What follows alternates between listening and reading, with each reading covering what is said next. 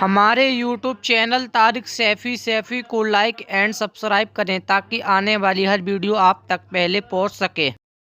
غوث پاک فرماتے ہیں کہ مجھے جب میں نے ایمان کے دفتر کو الٹ پلٹ کر دیکھا، نیکیوں کے دفتر کو الٹ پلٹ کر دیکھا، تو ایمان کے بعد مجھے سب سے بڑی نیکی کھانا کھلانا نظر آئی۔ میں اللہ سے دعا کرتا ہوں اللہ مجھے کائنات کی دولت دے تو میں اللہ کی ہر مخلوق کو کھلاؤں، اس لیے کہ کھلانا بڑی نیکی ہے، کیونکہ جو ایک لقمہ کسی بھوکے کو کھلائے، مسلمان کو صرف نہیں بھوکے کو، اس کے اور جہنم کے درمیان 7 پردے گرائے جاتے ہیں، ایک پردے سے دوسرے پردے کا فاصلہ 1000 سال کا ہوتا ہے، یعنی ایک لقمے پر اتنا جہنم سے دور کر دیا جاتا ہے 7000 سال کے فاصلے پر۔ پیٹ بھر کے کھلانے پر کیا ہوگا؟ جو آج لوٹ مار کر کے کھا رہے ان کو پتہ نہیں ہے کہ کھانے کی فضیلت نہیں ہے، کھلانے کی فضیلت ہے، اس لیے کہ کھاؤ تو بدبو بنتا ہے، کھلاؤ تو جنت کا مزدہ ملتا ہے۔ اس لیے اللہ والوں کو کھانے کی فکر کم ہوتی تھی، کھلانے کی فکر زیادہ ہوتی تھی، اسی لیے آپ دیکھیں جس ولی کے آستانے پہ جائے آپ کو لنگر ہی ملے گا، کھلانے کا معاملہ ملے گا۔ غوث پاک کے یہاں لنگر، غریب نواز کے یہاں لنگر، صابر پاک کے یہاں لنگر، اور میرے صابر نے تو یہ شان کی 12 سال بھوکے رہ کر دشمنوں کو کھلایا۔ اللہ اکبر! رہ کے فاقے میں غریبوں کو کھلانے والے ایسے ہوتے ہیں محمد کے گھرانے والے۔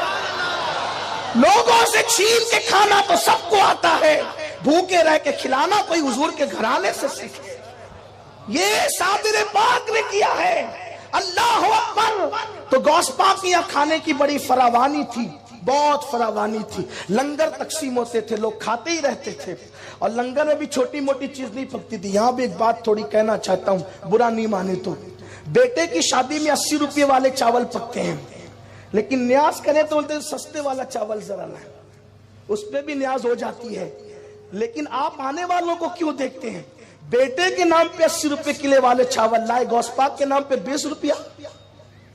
یہ محبتوں کی بات ہے، یہ محبتوں کی۔ کچھ لوگ کہتے ہیں یار یہ اتنی نیازیں کیوں ہوتی ہے؟ اگر یہ پیسے اٹھا کے مدرسے میں دے دیے جائیں تو جو ہر سال عمرہ کو جاتے وہ پیسے بھی پھر مدرسوں میں دے دو، جو ہر سال حج کو جاتے وہ پیسے بھی مدرسوں میں دے دو، سبھی مدرسوں میں دے دو۔ پھر امام حسین نے 25 حج کیوں کیے؟ امام آدم نے 55 حج کیوں کیے؟ بات یہ ہے ساری چیزوں کی اپنی اپنی ایک شان ہے، کھلانے کے وقت کھلایا جائے گا، لٹانے کے وقت لٹایا جائے گا، عمرہ کے وقت عمرہ کیے جائیں گے، مدرسے میں دینے کے وقت مدرسے میں دیا جائے گا۔ ہم مدرسوں کے مخالف نہیں ہیں، ہم لوگ خود مدرسے چلاتے ہیں الحمدللہ۔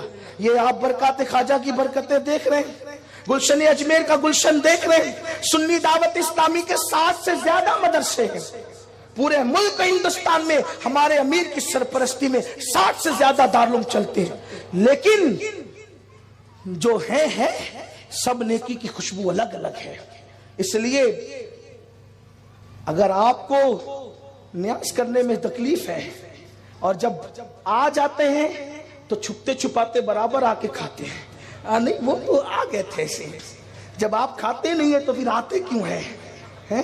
اور کچھ لوگ اتنے کٹر کہتے ہیں نہیں ہم تو فاتحہ کا نہیں کھاتے، ہم کہتے ہیں ہاں ضرور نہیں کھاتے ہو اور نہ کھاؤ گے فاتحہ کا، کہ نہیں وہ دیگ والا کھاتے فاتحہ والا نہیں کھاتے۔ کیوں نہیں کھاتے؟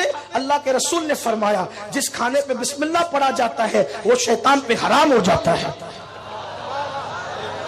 ارے ایک بسم اللہ پڑھی تو شیطان نہیں کھا سکتا، چاروں کل پڑھی۔ آگے نہیں کہوں گا اس لیے کہ آج کل کے حالات کا بھی خیال کرنا ہوتا ہے۔ میری سنی قوم بہت سمجھدار ہے، ہم فاتحہ کا نہیں کھاتے، ہاں انتر منتر نہیں پڑھے جاتے، اللہ کا قرآن پڑھا جاتا ہے، اور جس کھانے پہ قرآن پڑھا جائے وہ شیطان پہ حرام ہو جاتا ہے۔